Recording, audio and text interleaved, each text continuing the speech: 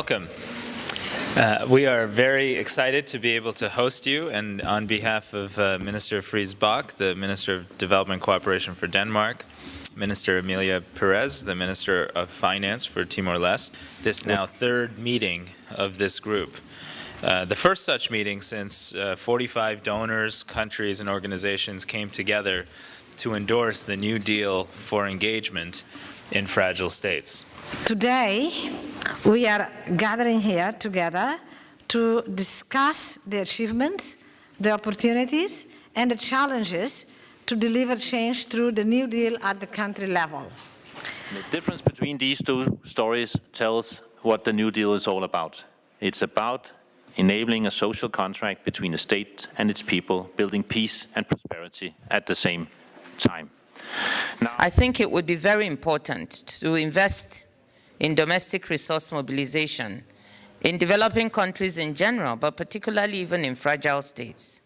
And interestingly, some of the research from the OECD shows that investing ODA in strong tax systems in developing countries can yield very good returns. The New Deal has been a great leap forward in trying to ensure that the trend for the fragile states becoming failed states is reversed. We are privileged from Sweden to work together with United States with a pilot of Liberia. I visited the country several times the last year, and I can really see what it makes. When you have this open budget initiative where you have much more of transparency about the public finances in order to gain trust, this is transforming Liberia, but it's also highly recommended and building trust not only for the UN mission there or for us as donors or the neighboring countries, but I dare to say also among the public that we meet with when frequently coming there. Liberia, it is important for us to focus on the results versus the process itself. So quickly I will give a couple of updates. We are focusing first on building trust with our citizens and also with our development partners, because this is a new platform for managing aid. Sierra Leone will continue to build on the foundation laid by my predecessor. We went through the fragility assessment, we learned lessons. Key among them was that we need to consolidate peace and security. We took that seriously. We had elections, and it was free and fair.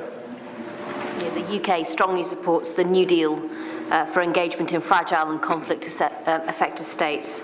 We've always seen it as a really critical foundation for seeing the delivery of the MDGs in these situations. And so, as you've just said, Minister, we're playing our role in trying to implement that on the ground. Participation in the international dialogue and G7+ is vital, as we have begun using the New Deal as a framework to redefine the relationship with international partners and allied country priorities with international engagement. I think it's a great pleasure for me to be here again and to give my perspective regarding the questions that have been raised for this panel on how the New Deal and the objectives of consolidation and reinforcement of state can help. But I think what needs to come out of these networks is continued advocacy for support for the countries most affected by the conflict, disaster, violence, nexus of issues. Thank you. Thank you.